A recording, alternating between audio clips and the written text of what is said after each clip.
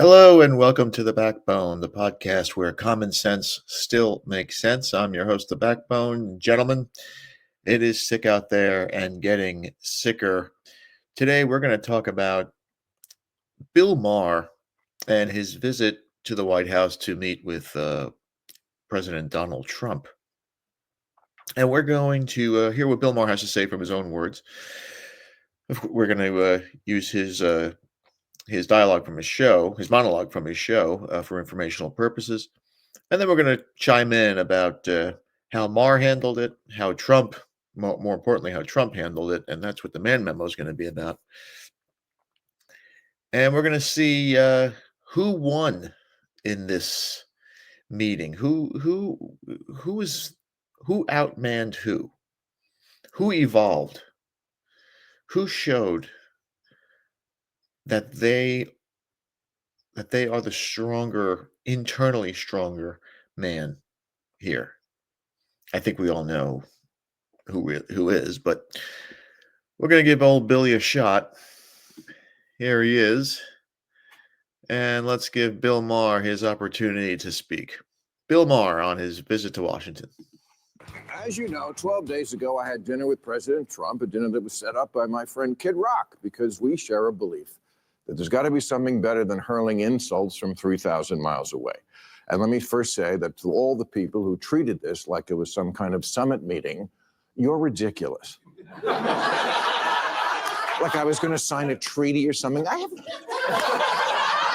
have no power. I'm a fucking comedian, and he's the most powerful leader in the world. I'm not the leader of anything, except maybe a contingent of centrist-minded people who think there's got to be a better way of running this country. So Maher starts off by deflecting, saying, hey, I'm not a powerful guy. I'm just a comedian, which is true. I mean, we shouldn't be taking his opinion seriously. He's just a left-wing lunatic nut who tries to be funny. Sometimes he could be funny sometimes, but then we'll keep going.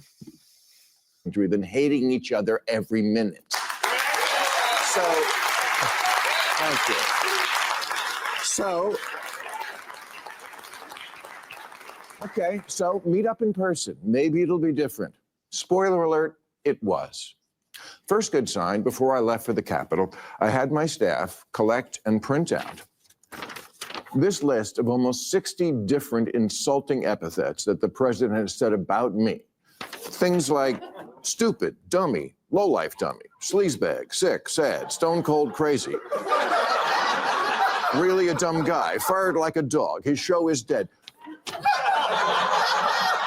There's 60. I brought this to the White House because I wanted him to sign it, which he did.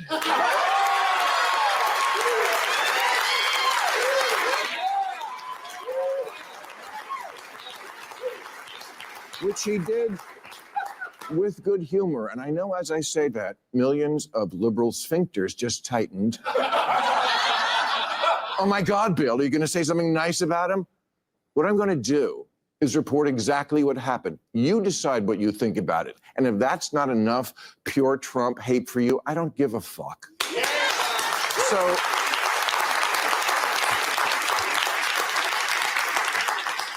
So no, I didn't go MAGA. And to the president's credit, there was no pressure to. After we left the Oval Office, he showed me the little room off the office, you know, the one where Clinton used to. Okay. The blowjob room. Okay. Well, not anymore. That's where they keep the merch now. It is. And he gave me a bunch of hats, but he didn't ask me to take a picture in one, which I appreciated. The guy I met is not the person who the night before the dinner shit-tweeted a bunch of nasty crap about how he thought this dinner was a bad idea and what a deranged asshole I was.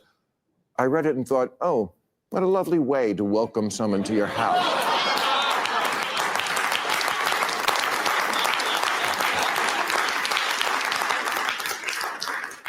But when I got there, that guy wasn't living there. Now, does Trump want respect? Of course, who doesn't? My friend said to me, "What are you going to wear to the White House?" I said, "I don't know, but I'm not going to dress like Zelensky, I'll tell you that." But, okay. Just for starters, he laughs. I'd never seen him laugh in public, but he does, including at himself. And it's not fake. Believe me, as a comedian of 40 years, I know a fake laugh when I hear it. And I thank you for them. No.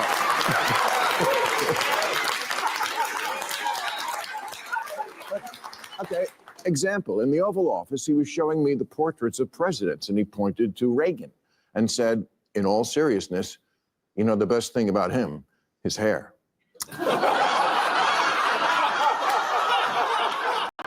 I said, "Well, there was also that whole bringing down communism thing, waiting for the button next to the Diet Coke button to get pushed and I go through the trap door."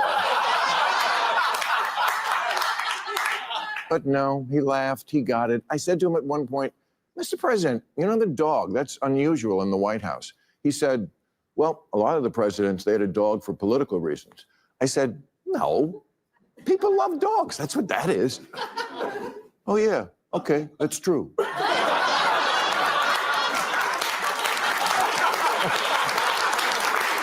I'm telling you what happened.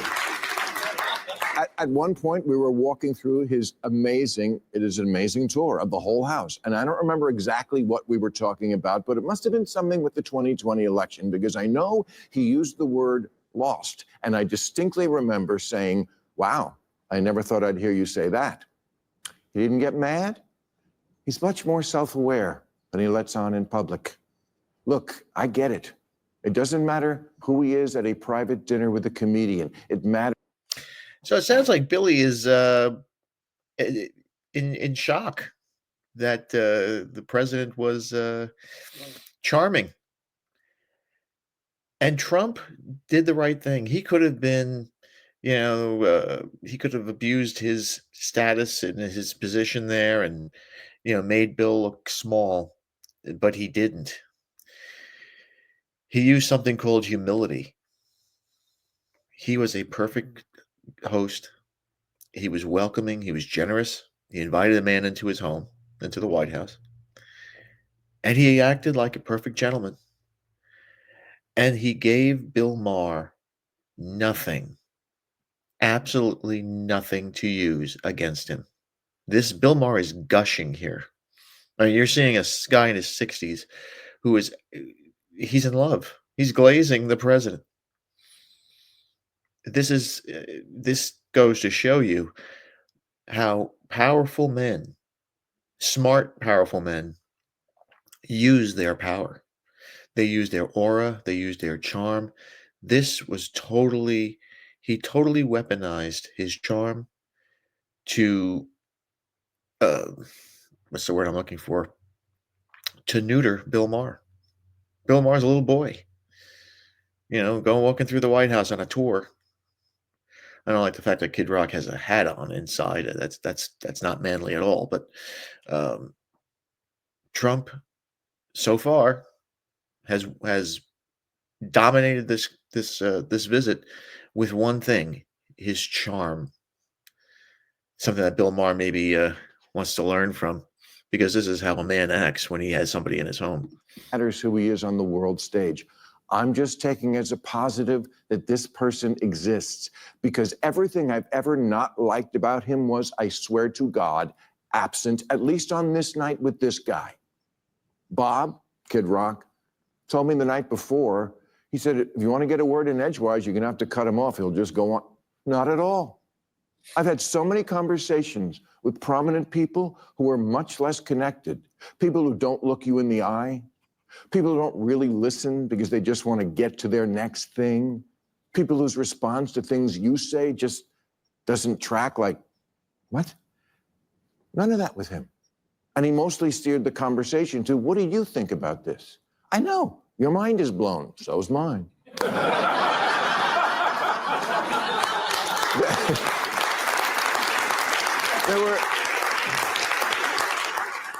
There were so many moments when I hit him with a joke or contradicted something, and no problem. At dinner, He was asking me about the nuclear situation in Iran in a very genuine, hey, I think you're a smart guy. I want your opinion sort of way. And I said, well, obviously you're privy to things about it. I'm not, but for what it's worth, I thought the Obama deal was worth letting play out because we made Iran destroy 98% of the uranium and they were 15 years away from a bomb. And then I said to him, but we got rid of that. You got rid of that. He didn't get mad or call me a left-wing lunatic. He took it in. I told him I thought parts of his plan for Gaza were wacky. So Trump, tomorrow or maybe the next day, the day after, I'm going to do a podcast or a video, a reaction to Douglas Murray. He's been in the news because of his pompous nature. Trump could have easily have said here, because he's president, hey, I know more than you about this. You know nothing. You're just a comedian. I'm an expert. But he didn't. He wanted to sit down with this guy and get his honest opinion about stuff. If you sat down across the table from Bill Maher and had an opinion about comedy or entertainment, you think Bill would be this receptive? I don't think so.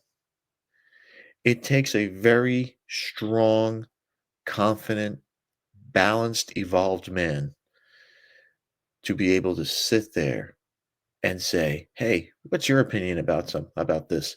That person may not have a clue of what's going on, but at least Trump wanted to hear him out, hear what he had to say. He probably went in one ear out the other, but to give the man the courtesy of, "Hey, what's your thoughts about this? I'm interested." It's common courtesy. And it's something that people from a certain political party, maybe both political parties, they don't give, they don't show, they don't share. They don't give people the common courtesy to say, "Hey, you know what? I'm here, you're here with me. I want to listen to what you have to say." Trump did that. He's human. He's a down-to-earth guy. He seems to be a good guy. Um, you know, Bill is making the case here. But that I had supported him in the idea that Gaza could be Dubai instead of hell. I told him he was wrong when he tweeted the night before that I was critical of all things Trump. Not true. Check the tapes. Moving Israel's embassy to Jerusalem, loved it. The border did need to be controlled. I'm glad the cops are getting their morale back. DEI had gone too far. Biological men shouldn't be playing women's sports. Europe should pay for their defense. And of course, it makes sense that Arab countries should take in Arab refugees, like the million Syrians who wound up in Germany when Saudi Arabia took none. He said to me, "You're right, they took none."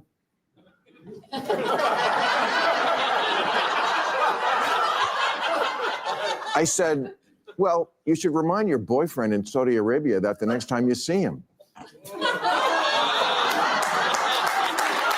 I doubt Billy said that. I doubt he was that brazen, because Trump would out-brazen him, and especially being in Trump's backyard. The president has the upper hand here. He's got full control. He's got the power. He's got the grip. I doubt Bill said that, but we'll take Billy's word for it.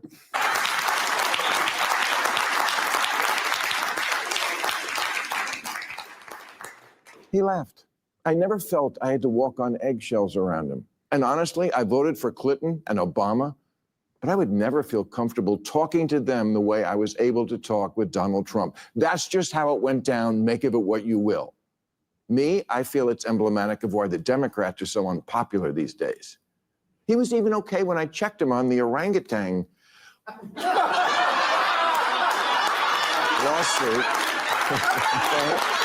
He was.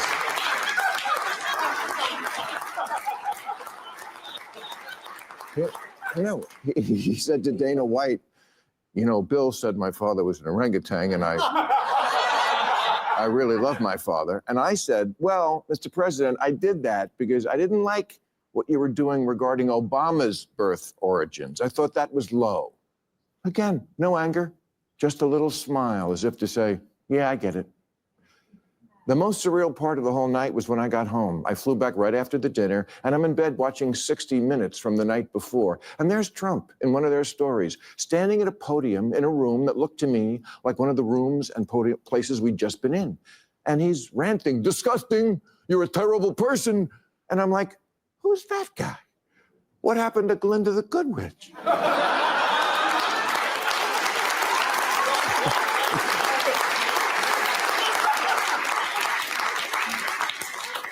And why can't we get the guy I met to be the public guy? And I'm not saying it's our responsibility to do that. It's not. I'm just reporting exactly what I saw over 2.5 hours. I went into the mine, and that's what's down there. A crazy person doesn't live in the White House. A person who plays a crazy person on TV a lot lives there, which I know is fucked up. It's just not as fucked up as I thought it was. And I have no illusions now that I'm back to work at my job that he might start a new list.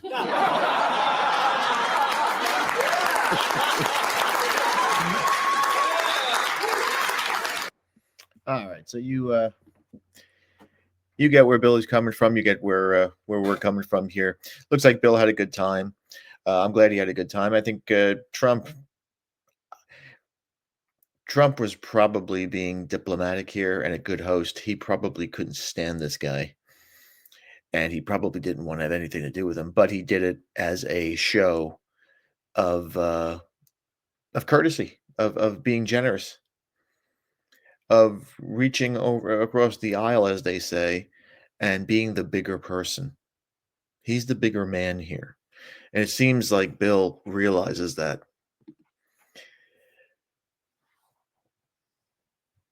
And it also seemed that Maher was very intimidated by the stronger man. See, when you know that you've evolved, or that you're evolving, because we always have to continue to evolve. You don't have to prove your strength to anybody. You don't have to prove. You don't have to outwardly say, I'm the king. You don't have to do that. Anybody who says that they're the king is no king at all, right? Trump didn't have to do that. He could have said, hey, I'm the president. You're going to do as I say. You're going to shut up. He didn't do any of that. He was charming. He was generous.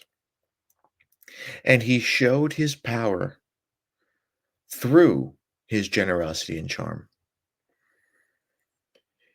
He used his charm and generosity to control Maher, the moment, the narrative. And now Maher's show, because he took time out of his show to talk about his meeting with Trump. And he was glowing like a little girl. Trump wasn't caught in the trap of self-victimization, which is something that I would like to talk to you about in the Man Memo later. Instead, he used his grace to dominate this visit. The lion doesn't fear the opinions of a sheep, and here the lion was Trump, the sheep was clearly Maher. Trump also did something very interesting.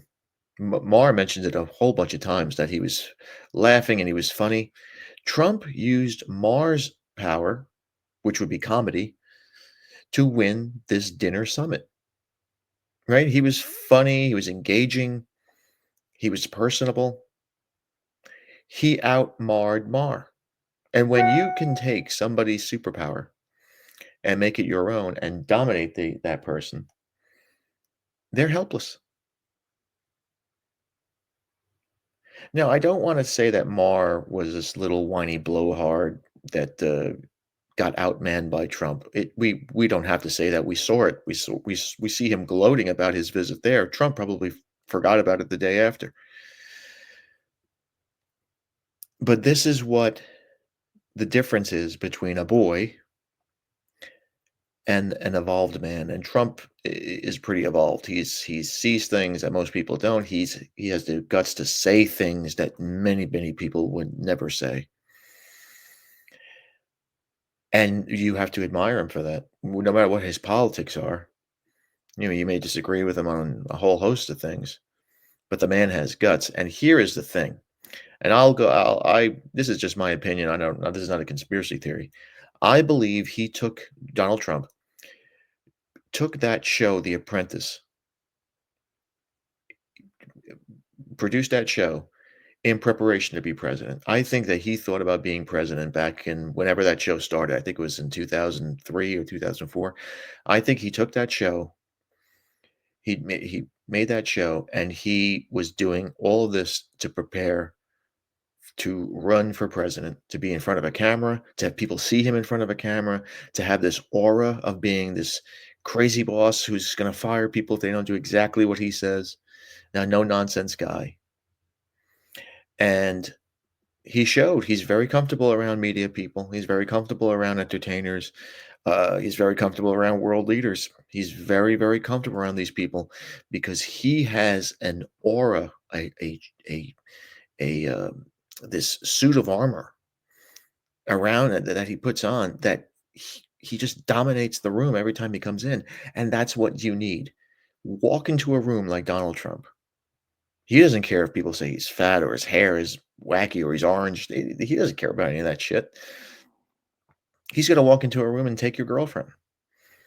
That's what you need to do. That's what what we as men have to do. Walk into a room like we're peacocks. Show our feathers. Be Donald Trump. Well, not exactly Donald Trump. There are much better leaders to think about when we talk about what kind of men we want to be. But you know,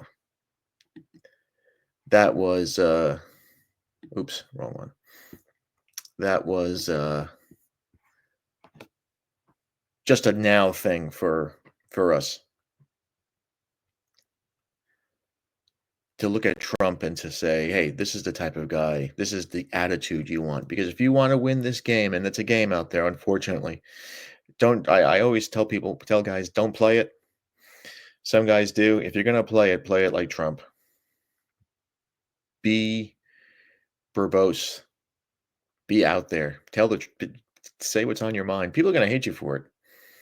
People are not going to like you. I tell people what I feel. I make fun of women. A lot of them love it. A lot of them say they hate it, but a lot of them love it. And yeah, people are terrified of the truth sayers. And you gotta be that guy that tells the truth. You have to be that person that's gonna go out there and not give a shit. All right. Let's go to the man memo now. And we're going to talk about no grudges and self-victimization. We're going to use Seneca here because Seneca wrote a lot about this. And I'm going to quote him. Seneca wisely pointed out that we suffer more in the imagination than in reality. This statement reminds us that our interpretation of events, not the events themselves, often cause our suffering. Trump has been made fun of and mocked for years, since 2016, about his weight, about his hair, about his anything and everything. His family has been mocked, his sons, his daughters, wife. And Bill Maher was one of those guys who was unmercifully mocking him. He didn't hold the grudge. He was too much of a man to allow a grudge, to allow stupid mockery to affect who he is. It's easy to fall into the trap of believing we are the victims of circumstances, but this can lead us to a mindset that everything always happens to us, rather than for us or with us. Seneca teaches us the importance of perception. How we choose to see and interpret life's challenges impacts our experience of them. If we view ourselves as passive victims, we surrender our influence and our power. And you never, ever want to surrender any of those things, because then you're just a helpless little rabbit. If we view challenges as opportunities to grow and to learn, we maintain control over our responses and are more likely to approach life proactively, right? I say the word all the time. I know you're going to get sick of hearing it, but we have to evolve. Never stop evolving. Proactively learn, read, watch videos that may help you in anything that you're dealing with. But you have to move forward. Be always proactive. Be always evolving. And I want to bring up a circumstance here. Let's say you're at a job and you get passed over for a position. Initially, your reaction is to feel demeaned or discriminated against, which is natural. You wouldn't be human if you didn't feel that way. The Stoics would ask us to examine our reactions critically, perhaps instead of viewing the situation only through the lens of a loss and unfairness. What you saw, what you should see in this is an opportunity to seek feedback, improve your skills, even reassess your career path to find a better fit for your aspirations. You might be in the wrong place. That job may not be good for you. That might not be the career that is going to fulfill you. Avoiding self victimization doesn't mean ignoring injustices or difficulties we face. You're still a man, and you must stand up for yourself always.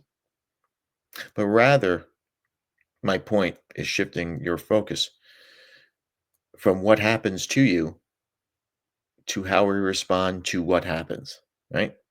So shift your focus from what happens to you to how we respond to what happens. This is a powerful shift in thinking. It moves us from a place of passive reaction to active participation in our lives. We stop asking, why is this happening to me? And we start asking, what can I learn from this? How can I grow from this situation? Stoicism equips us with the tools to detach from our emotional responses. Women respond emotionally, men respond logically, critically. We then can see the bigger picture. We understand that while we can't always control external events, we can control our perceptions and reactions. This mental shift is liberating and empowering. It allows us to live with a sense of purpose and resilience. We are now better equipped to handle future challenges when we have this mental shift in thinking.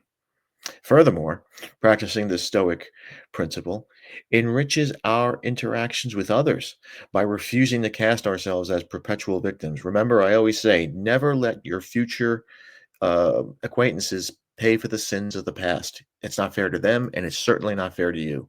You must let go of the sins of the past. Women hold on to them. That's why they judge men. They judge future men all the time by the men of the past that they've had. But we can't, as men, do that. That's not a logical, stoic way of thinking. We enrich ourselves in healthier relationships characterized by mutual respect and understanding.